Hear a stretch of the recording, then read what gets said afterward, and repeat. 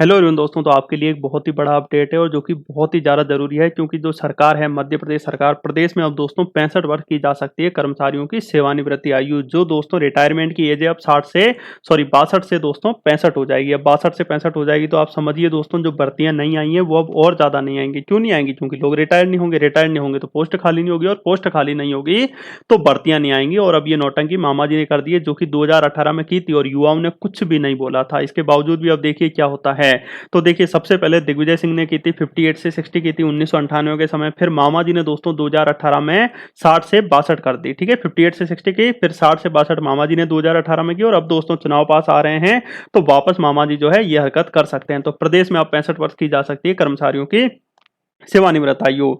तो अब देखिए पूरी खबर क्या है। तो प्रदेश में जो सरकारी कर्मचारी हैं इनके रिटायरमेंट की उम्र जो है 60 से बढ़ाकर 65 की जा सकती है। और ये अटकलें सरकार ने एक कमेटी गठित की थी जिसका नाम है कर्मचारी कल्याण समिति हो जाएंगे। इसके इनके जो अध्यक्ष हैं इनके द्वारा मुख्यमंत्री को पत्र लिखने के बाद ये हरकतें चेंज हो गई हैं। समिति के अध्यक्ष को सरकार ही नियुक्त करती है और वे सरकार के सामने कर्मचारियों का पक्ष रखते हैं। और इस पत्र में विभिन्न कर्मचारी संगठनों के पत्रों का भी उल्लेख किया गया। और इस पत्र के बाद से कर्मचारियों में रिटायरमेंट की उम्र बढ़ाने को लेकर भी चर्चाओं का बाजार सरगर्म है। राज्य कर्मचारी कल्याण समिति के जो अध्यक्ष हैं इन्होंने प्रदेश के हजारों पद खाली होने का, यानी इन्होंने कहा है कि हजारों पद खाली हम भरेंगे नहीं, बस रिटायरमेंट की एज बढ़ा देंगे। बेचारा उनका वो बहुत साल जॉब कर चुके हैं, अब उन्हें भी रिटायरमेंट दीजिए और साथ ही साथ नए युवाओं को मौका दीजिए। तो हवाला देते हुए नई नियुक्ति होने तक कर्मचारियों की रिटायरमेंट एज 60 से 62 करने के लिए मुख्यमंत्री जी को पत्र लिखा। और राज्य मंत्री जो है ये क्या कह रहे हैं, ये राज्य मंत्री शर्मा ने अपने पत्र में कहा है कि विभिन्न कर्मचारी संघों के प्रतिनिधियों द्वारा उल्लेख किया गया है कि शासकीय विभागों में लगातार अधिकारी और कर्मचारियों की कमी होने के कारण शासकीय कार्य भी प्रभावित हो रहा है। ये इसलिए कह रहे हैं, ठीक है। और इसलिए कार्य की अधिकता को देखते हुए 62 से 65 एज रिटायरमेंट होने चाहिए। पत्र में यह भी कहा है कि जैसे चिकित्सा शिक्षा विभाग, उच्च शिक्षा, तकनीकी शिक्षा, स्वास्थ्य विभाग के चिकित्सक आदि की अर्धवार्षिकीय आयु 65 वर्ष है। और उन्होंने कहा कि प्रदेश में शासकीय योजनाओं के क्रियान्वयन हेतु प्रदेश के अधिकारी कर्मचारियों की महत्वपूर्ण भूमिका रहती है और निरंतर इनकी क्या हो रही है, कमी हो रही है। तो इस वजह से शासकीय कार्य प्रभावित हो रहा है। तो भर्तियां कीजिए, वो करेंगे नहीं, वो कोर्ट में अटका दी है। कमलनाथ जी भी कम नहीं थे, आप भी कम नहीं हो। तो देखिए नई भर्ती हो नहीं रही, प्रतिमाह सैकड़ों कर्मचारी हो रहे हैं रिटायर। तो इन्होंने अपने पत्र में कहा है कि पिछले वर्षों में कोई तो नई भर्ती हुई नहीं है और अलग अलग विभागों के हजारों पद जो है रिक्त होने और प्रति माह सैकड़ों अधिकारी और कर्मचारी रिटायर हो रहे हैं। और आगामी विधानसभा और लोकसभा के निर्वाचन को संपन्न कराने हेतु अनुभवी अधिकारी एवं कर्मचारियों की आवश्यकता होगी। इसलिए अनुरोध है कि शासकीय विभागों में नई भर्ती होने तक शासकीय विभागों में रिक्त पदों को दृष्टिगत रखते हुए प्रदेश के अधिकारियों की एज जो है ये 62 से 65 होनी चाहिए। ठीक है, इससे पहले भी दोस्तों 60 से 62 ये मामा जी ने करवाई थी। अब तर्क क्या दिए, प्रदेश में हजारों पद खाली है जो कि भर्ती के माध्यम से नहीं भरेंगे। ठीक है, लगातार हो रहे हैं रिटायरमेंट, कई सालों से भर्ती नहीं, अब क्यों नहीं, ये भी तो आप जवाब दीजिए।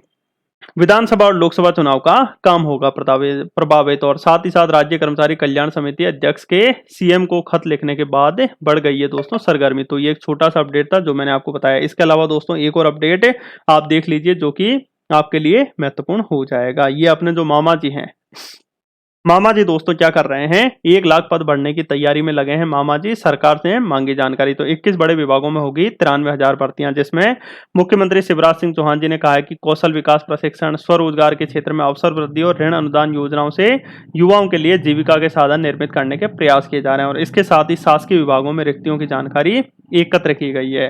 राज्य सरकार लगभग 1 लाख पद इस वर्ष अभियान चलाकर बढ़ने जा रही है। और मुख्यमंत्री ने मंत्रालय में हुई बैठक में विभागों में रिक्त पदों की पूर्ति के लिए तेजी से कार्रवाई करने के निर्देश दिए। 21 बड़े विभागों में 93,000 से ज्यादा पदों की भर्ती की जाएगी।